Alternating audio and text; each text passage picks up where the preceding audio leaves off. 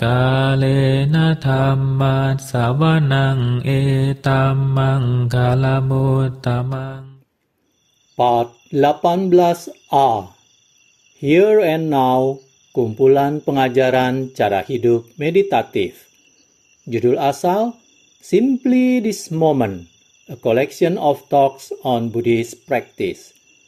Penulis Ajahn Brahm, penerjemah Chuang, penyelaras Tasvan Santa Citta, penyunting Handaka Wijnananda, penata Intan Dhita Dhiwara, penerbit Ehipasiko Foundation, cetakan pertama April 2017. Salinan ceramah dalam buku ini, jika tidak diberi keterangan lain, disampaikan kepada para biku di Bodhinyana Monastery, Serpentine, Australia Barat. Topik utamanya mengenai perenungan bijak, hak asasi manusia, tuntunan meditasi, dan sikap mental dalam menjalani hidup menuju keterbebasan sejati. Kebebasan yang dijunjung tinggi bukanlah kebebasan punya keinginan, namun kebebasan dari keinginan. Cara tutur Ajahn Brahm mengenai kebebasan bertanya, kebebasan ekspresi, dan kebebasan batin sungguh menarik dan mengejutkan. Bab 18. Antara pengamat dengan yang diamat. 15 Juni 2005. Buddha berkata bahwa barang siapa yang telah menjalani meditasi Anapanasati berarti juga merampungkan 4 satipatthana. Jadi itu berarti bahwa siapapun yang ingin menjalani meditasi satipatthana bisa dengan sekedar menjalani pengamatan pada napas. Meditasi satipatthana adalah meditasi Anapanasati. Berguna untuk diingat bahwa menurut Buddha, Anapanasati itu sama dengan satipatthana. Bahkan, tahapan pertama Anapanasati itu menuntaskan Kayagata Sati, penyadaran tubuh. Buddha mengatakan, Anda tidak perlu melakukan apapun lagi. Tapi, apa arti sesungguhnya sabda tersebut? Malam ini, saya ingin membahas makna sati. Penyadaran memiliki 2 aspek yang harus nantiasa Anda selalu ingat. Aspek pertama adalah memahami bahwa penyadaran adalah kekuatan batin untuk melihat yang sedang berlangsung. Ini adalah bagian dari kecemerlangan batin. Kekuatan batin untuk waspada, untuk eling, dan untuk menangkap yang sedang terjadi. Banyak orang membuat kekeliruan, berpikir bahwa penyadaran itu sekedar penyadaran. Dan mereka tidak memahami dan menghargai bahwa penyadaran memiliki berbagai kadar intensitas dan kekuatan. Penyadaran biasa yang orang pakai dalam kehidupan sehari-hari mereka begitu lemahnya, sehingga mereka sulit melihat apapun sama sekali. Penyadaran biasa adalah penyadaran orang biasa yang menjalani kesibukan keseharian mereka. Tentu saja, mereka eling, namun mereka hanya melihat sebagian dari yang terjadi di sana. Salah satu alasannya adalah karena batin mereka belum diperkuat. Ini seperti menjalani kehidupan separuh gelap. Yang mereka lihat hanyalah siluet dan wujud. Kehidupan tidak memiliki tekstur, tidak ada detail di sana. Mereka melewatkan terlalu banyak bagian dari yang sedang terjadi. Itulah yang disebut ketumpulan batin. Ketika Anda mengalami jhana, batin Anda diperkuat, dan Anda memahami potensi penyadaran. Penyadaran menjadi begitu tajam, demikian menembus seperti lampu sorot besar. Apapun yang disorotnya, penyadaran itu dapat menangkap semuanya. Saya menyadari bahwa ketika saya sedang bercukur pada pagi hari, andai tidak ada cukup cahaya, saya tidak bisa melihat bulu-bulu pendek pada dagu saya. Tapi, jika ada lampu yang terang, jika lampu di kamar mandi dalam posisi yang tepat, saya bisa melihat begitu banyak bulu pendek pada dagu dan pipi saya. Itu contoh kecil tentang bagaimana ketika cuma ada sedikit cahaya, Anda tidak bisa melihat yang sesungguhnya ada. Tapi ketika Anda mengenakan kacamata dan ada lampu besar, Anda melihat banyak detail yang awalnya tak terlihat. Detail tersebut sedari dulu ada di sana, tapi Anda tidak mampu menyadarinya. Bulu-bulu pendek itu adalah simbol noda batin. Noda batin itu adalah bulu-bulu kasar pada cipta Anda yang membuatnya menjadi buruk dan jelek. Maka, itulah kekuatan penyadaran. Hal lain yang penting adalah tempat Anda memusatkan penyadaran itu. Kemana Anda mengarahkannya? Beberapa orang mengatakan bahwa Anda bisa menyadari apapun. Anda bisa memiliki penyadaran sembari menyapu lantai dan saat makan. Beberapa orang bahkan berkata, Anda bisa eling sembari berhubungan intim dan semua gagasan gila lainnya. Tapi ini sekedar eling pada objek dari penyadaran Anda. Anda bisa memiliki penyadaran pada saat menyapu, meletakkan batu bata, memasukkan makanan ke mulut, tapi itu bukanlah tempat penyadaran itu semestinya ditempatkan.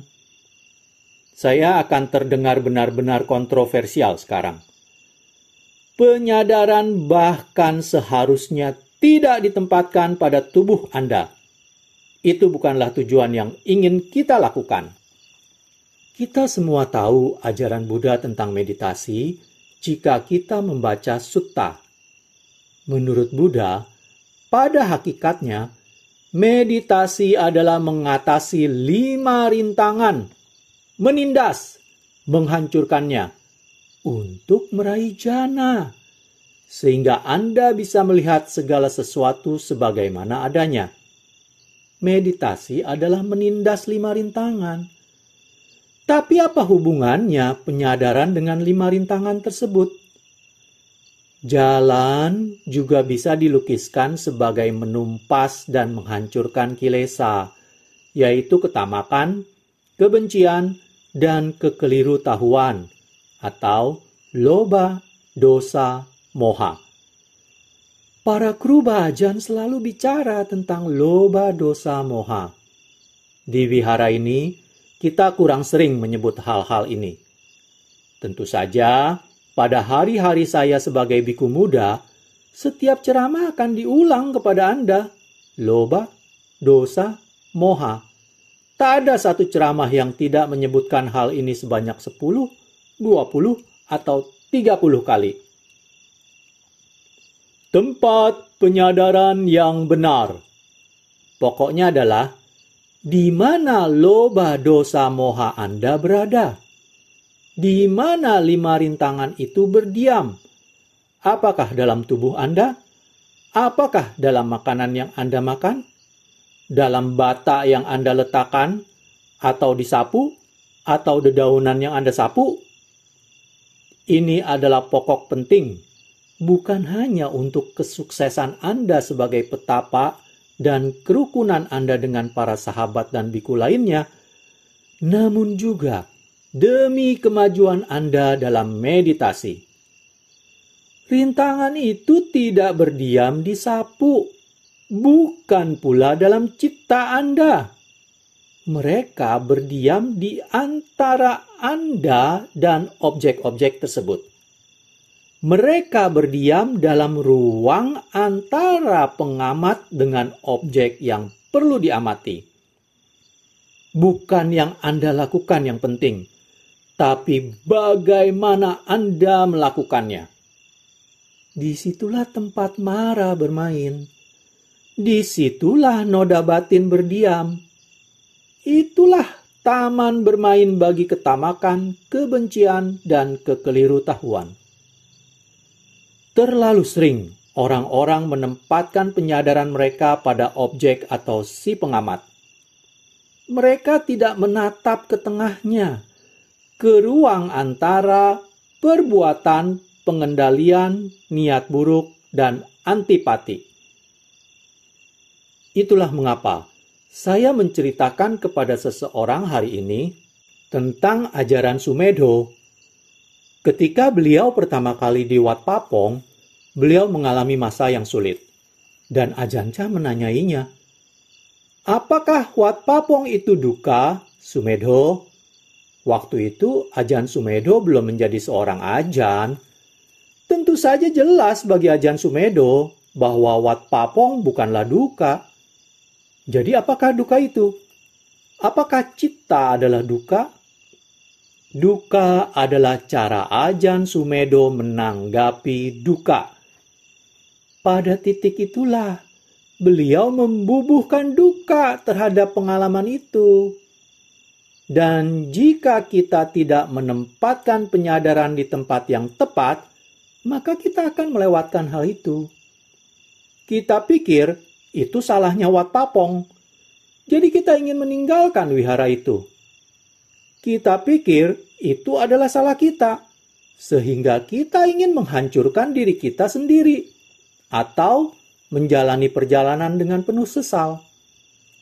Ini adalah penyadaran yang keliru. Kita menempatkannya di tempat yang keliru. Itu bukan salah wihara, dan bukan salah biku itu yang membuat Anda jengkel. Anda sedang menempatkan penyadaran pada tempat yang keliru jika Anda menempatkan semua fokus pada objek dan berpikir bahwa objek itulah yang menyebabkan duka. Jika Anda mengira bahwa jalan untuk meraih pembebasan adalah dengan menempatkan penyadaran pada objek indera atau menempatkannya pada siapa yang sedang mengamati atau yang diamati, itu tidak akan pernah membuat Anda sampai di tahap manapun. Kita harus menempatkan fokus penyadaran kita pada ruang di antara pengamat dengan yang diamati. Disitulah tempat Anda menemukan permainan kebencian dan keserakahan, nafsu dan antipati, hasrat dan ketidaksukaan, dan disitulah Anda mulai menambahi sesuatu ke dunia yang bukan merupakan sifat bawaannya. Pada zaman awal, ketika para penduduk desa baru saja memperoleh mesin generator, mesin pengeras suara, banyak diselenggarakan pesta besar-besaran yang berisik di dekat Wapah Nanachat di desa Bungwai. Itu berisik sekali, seolah pemutar kaset radio besar sedang mendengungkan musik lantang persis dalam pondok Anda. Anda tidak bisa tidur, dan meditasi menjadi sangat sulit. Kebisingan itu terus berlangsung sampai pukul 3 dini hari. Dan seiring waktu, itu pun mereda. Dan tepat saat itulah lonceng membangunkan Anda. Jadi kami sulit tidur sepanjang pesta itu berlangsung. Mula-mula kami mengeluh kepada para penduduk desa dan berkata kepada kepala desa, kami ini biku dan Anda seharusnya menjaga kami. Namun ada suara musik berisik ini sepanjang malam. Tolong kecilkan suaranya. Atau paling tidak berhentilah saat pukul 12 malam demi memberi kami 2 jam untuk tidur. Tapi mereka tidak mendengarkan kami. Kami pikir mereka akan mendengarkan Ajahn Chah. Jadi kami memohon kepada Ajahn Chah, tolong, bisakah Ajahn memberitahu penduduk desa itu untuk mengecilkan suara musik beberapa jam saja? Siapa tahu mereka akan mematuhi Ajahn Chah. Tapi Ajahn Chah cuma berkata, bukan suara itu yang mengusik kalian, tapi kalian yang mengganggu suara itu. Itu adalah ajaran yang dahsyat tentang penyadaran. Dunia tidak pernah mengusik Anda. Andalah yang mengusik dunia. Apa yang Anda letakkan di antara Anda dan dunia yang menciptakan masalah? Itu bukan salah dunia dan bukan salah Anda. Itu adalah gangguan yang delusi letakkan di tengahnya. Melihat rintangan. Ketika Anda menempatkan penyadaran Anda di tengah-tengah, maka bukan yang Anda lakukan yang penting, tapi bagaimana Anda bereaksi terhadapnya. Jadi tolong, tempatkan penyadaran Anda pada hubungan yang Anda miliki dengan objek batin pada setiap momen. Ketika Anda tahu tempat penyadaran semestinya ditempatkan, maka jalan meditasi, jalan pembebasan menjadi teramat jelas bagi Anda. Anda menatap langsung pada rintangan batin tersebut. Anda menatap lurus ke noda batin. Nafsu adalah hubungan antara cipta dengan yang sedang Anda alami. Dan hal sama berlaku bagi niat buruk. Aku ingin, aku tidak ingin. Nafsu, disitulah letak kelekatan. Itu adalah suatu relasi, hubungan tidak sehat yang Anda buat dengan objek batin Anda dari momen ke momen yang menyebabkan delusi makin dan makin bertumbuh. Rintangan itu adalah makanan bagi delusi. Jadi bukan salah yang sedang berlangsung pada momen ini, bukan yang sedang Anda alami. Tapi jangan salah memahami bahwa hal ini berarti Anda bisa saja menempatkan penyadaran pada hubungan intim. Itu keliru. Jika Anda menempatkan penyadaran pada yang ada di antara Anda dan tindakan itu, maka Anda akan melihat bahwa ada nafsu di sana. Ada rasa takut, ada banyak keinginan. Jika tidak ada keinginan dan nafsu itu, Anda tidak akan mampu melakukannya. Jika ada kedamaian, ketenangan, pelepasan, keheningan, kebajikan, cinta kasih, tidak mungkin hasrat seksual bisa muncul dalam batin Anda. Penyadaran telah dipusatkan pada hal yang keliru, persis seperti penyadaran Ajahn Sumedho yang dipusatkan pada Wat Papong dan semua kesalahannya. Telah dipusatkan pada hal yang salah. Itulah yang dikatakan oleh Ajahn Chah. Bukan salah Wat Papong, itu caramu menanggapinya, cara Anda memandangnya, caramu menyikapinya. Saya sudah lama menjalani hal ini, terutama ketika saya harus melakukan hal-hal setiap momen. Ketika saya harus mengerjakan tugas, bepergian, berceramah, berkontak dengan orang-orang, menjawab pertanyaan-pertanyaan bodoh, apalagi ketika saya lelah. Apapun itu, bukan pengalaman itu yang menyebabkan duka, melainkan cara saya memandangnya, menyikapi tindakan yang saya diminta melakukannya. Kesalahannya ada di antara pengamat dengan hal ini, di antara pengamat dengan tugas yang sedang dikerjakan ini. Bahkan, ceramah ini pun bukan ceramah itu sendiri, tapi bagaimana saya menyikapi ceramah ini yang saya sedang fokuskan. Saya memastikan agar ini adalah hubungan yang murni. Penyadaran, kewaspadaan itu benar-benar mampu melihat dari mana nafsu muncul, dari mana keinginan muncul, dari mana keangkuhan muncul, dari mana niat buruk muncul, dan dari mana rasa takut muncul. Karena itu adalah ladang tempat itu tumbuh. Jika saya lelah, maka ketika mulai bermeditasi, kelelahan adalah objek batin.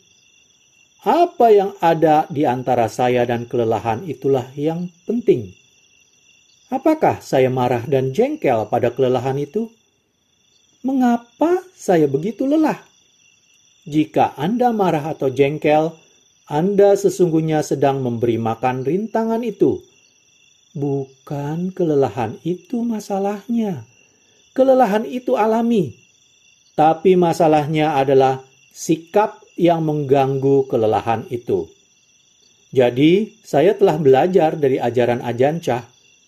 Bukan suara yang mengganggu Anda. Andalah yang mengganggu suara. Masalahnya bukanlah kehidupan atau sangsara yang mengganggu Anda. Masalahnya adalah gangguan yang Anda taruh di antara pengamat dengan yang diamati. Begitu Anda mulai memandangnya demikian, maka Anda menemukan sendiri betapa mudahnya meditasi itu. Saya tidak tahu yang Anda lakukan ketika duduk bermeditasi dan memejamkan mata, tapi jangan hanya menatap objek dalam batin. Pandanglah pada cara Anda memandangnya. Apakah Anda memandang untuk sungguh menciptakan kedamaian, keterbebasan, ataukah Anda hanya menciptakan lebih banyak nafsu, keinginan, niat buruk, frustrasi, atau rasa takut? Tetaplah di tempat hal-hal itu muncul. Dan begitu Anda menangkap gagasan menaruh penyadaran di ruang antara pengamat dengan yang diamati itu, Anda akan melihat permainan semua noda batin. Dari mana mereka berasal? Mereka berasal dari kedunguan batin. Hanya karena Anda tidak menatap di tempat yang benar, maka delusi itu bisa berkembang. Begitu Anda menyoroti daerah yang merupakan sebab dan sumber noda dan rintangan batin, maka Anda bisa meletakkan penyadaran Anda di sana dan melihat seluruh proses ini terjadi. Saat Anda mulai melihat hal itu, maka segalanya menjadi begitu mudah. Apapun yang harus Anda alami, bahkan andai itu sakit tenggorokan, kekecewaan, atau sesuatu yang tidak berjalan dengan benar, siapa peduli? Bukanlah kejadian yang harus Anda alami, melainkan cara Anda mengalaminya. Jadi bahkan jika itu rasa sakit atau hal-hal yang tidak disukai, saya memastikan untuk mengamati di antara pengamat dengan pengalaman tak menyenangkan itu dan menempatkan kedamaian dan keterbebasan di sana. Saya tidak pernah menempatkan nafsu di sana, atau keinginan, atau menghendaki keadaan itu berubah atau menjadi lain. Saya tidak pernah menempatkan niat buruk atau pikiran, mengapa aku? Ini tidak benar. Saya tidak pernah meletakkan kendali di sana. Berpikir saya bisa melakukan sesuatu terhadapnya. Inilah yang disebut tanpa tindakan. Meletakkan sepotong tanpa tindakan antara saya dengan objek yang sedang saya lihat. Dikatakan, dalam ceramah Buddha yang kedua, ajaran tentang tiada diri, yaitu Anatta Lakkhana Sutta, Samyutta Nikaya 22 Romawi, 59, bahwa jika objek batin ini adalah milik Anda yang bisa dikendalikan, Anda bisa mengatakan kepadanya, semoga kamu menjadi seperti ini, semoga kamu menjadi seperti itu. Objek-objek ini bersifat anatta, bukan aku, bukan milikku, bukan diriku. Anda tidak bisa berbuat apa-apa terhadap mereka, kata Buddha. Jadi tinggalkanlah mereka, lepaslah mereka, baik itu rupa, hal-hal jasmania, benda-benda material, atau apakah itu perasaan, pencerapan, bentukan pikiran, atau kesadaran. Biarkan saja mereka. Mereka muncul dan tenggelam sesuai dengan kondisinya. Itu bukan aku, bukan milikku, bukan suatu diri. Itu hanyalah proses kosong. Tidak ada urusannya dengan saya. Jadi, saya dapat meletakkan keterbebasan antara diri saya sebagai pengamat dengan objek itu. Ini hanyalah soal cara memandangnya. Meski mengatakan pengamat, itu bukan berarti diri atau aku yang esensial. Dan dengan meletakkan kedamaian antara pengamat dengan yang diamati, tidak ada kesempatan bagi rintangan batin untuk tumbuh. Rintangan-rintangan tersebut telah diredam oleh sarana itu. Dengan memusatkan penyadaran saya di sana, alih-alih pada pernapasan atau apapun lainnya, saya mengatasi rintangan tersebut. Ketika rintangan telah diredam, terutama nafsu dan niat buruk, keinginan, pengendalian, berbuat, saya pun menindas semua rintangan lainnya. Kemalasan dan kelembaman selalu muncul, seperti yang Anda telah dengar saya katakan sebelumnya, karena Anda telah begitu sering mengendalikan.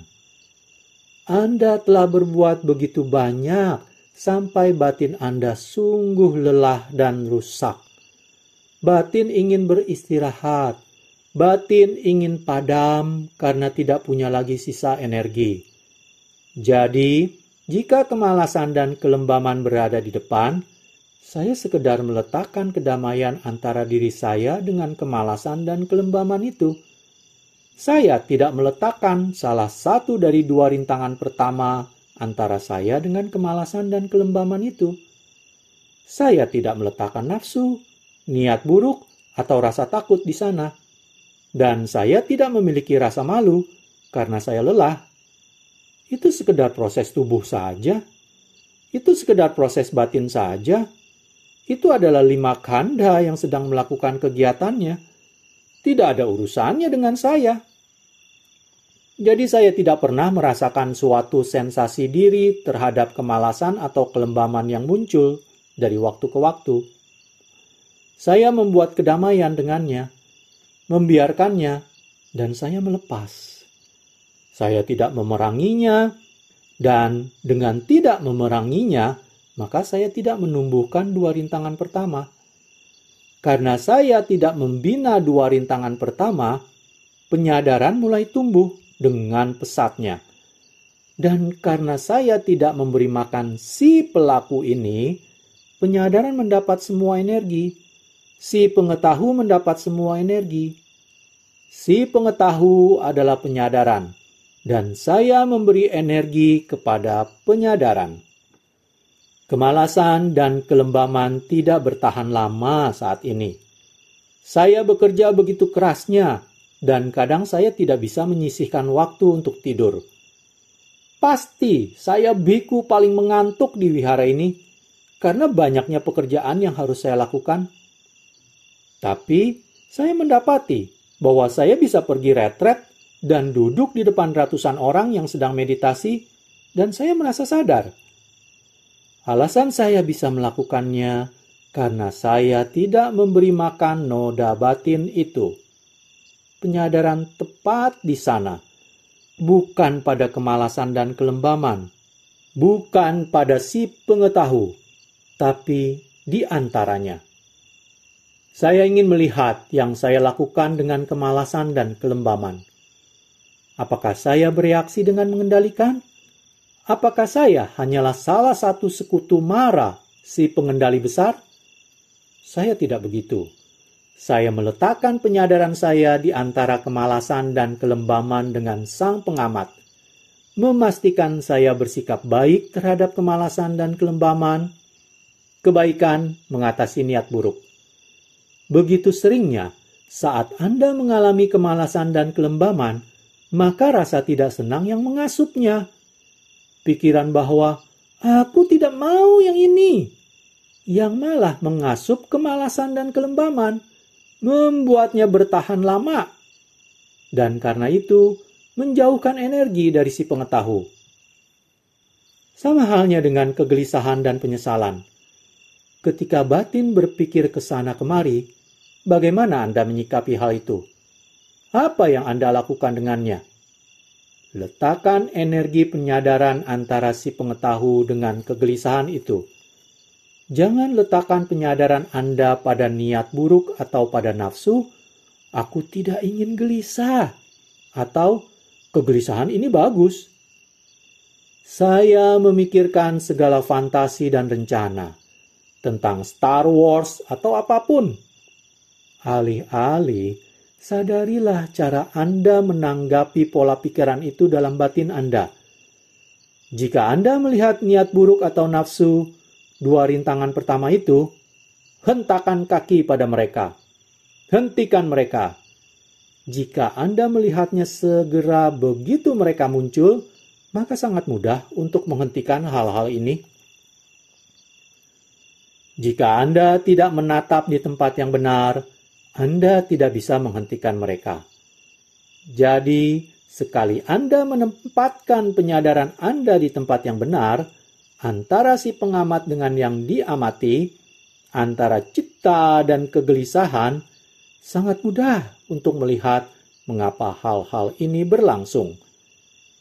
Kita bisa saja sering sekali mengatakan bahwa kegelisahan berasal dari ketakcukupan hati, dan bahwa ketakcukupan hati berasal dari niat buruk atau nafsu, menginginkan sesuatu yang lainnya, menginginkan sesuatu lebih, tidak menginginkan hal ini. Jadi, jika kita melihat tempat ketakcukupan hati itu muncul, yaitu antara Anda dengan objek kegelisahan itu, maka Anda bisa menghentikannya. Menakjubkan melihat betapa kegelisahan itu segera lenyap. Kadang dalam beberapa detik saja, Anda bisa memotong pikiran itu dengan mudahnya. Tapi jangan menggunakan kekuatan dan usaha, karena itu adalah niat buruk. Anda tidak bisa memotong kegelisahan dan penyesalan dengan cara tidak peduli, dengan menginginkannya berhenti. Karena dalam batin, Anda menginginkan hal-hal ini terus berlangsung. Anda menghasratinya, dan Anda ingin mereka terjadi. Lihatlah pada apa yang di antara Anda dengan hal itu. Lalu Anda melihat yang memberi mereka makan. Jadi Anda meletakkan penyadaran Anda di sana. Maka kegelisahan itu tidak bertahan terlalu lama. Juga tidak penyesalan. Karena penyesalan selalu bereaksi terhadap masa lalu dengan nafsu dan niat buruk. Hal yang sama dengan keraguan, yang merupakan bentuk lain kegelisahan. Lihatlah di antara Anda dengan objek yang Anda sadari, lalu letakkan kedamaian di sana. Tempatkan penerimaan di sana. Tempatkan kesabaran di sana. Dan Anda akan menemukan kelak bahwa Anda tidak perlu mengajukan pertanyaan yang Anda ajukan. Demikianlah, saya hentikan dulu pembacaan bab 18 antara pengamat dengan yang diamat sampai di sini. Pada part selanjutnya, saya akan melanjutkan sampai habis pembacaan bab 18 ini dengan mulai membacakan subtopik ketenangan badan dan batin. Terima kasih. Kalena dhamma savanang etammang kalamutamang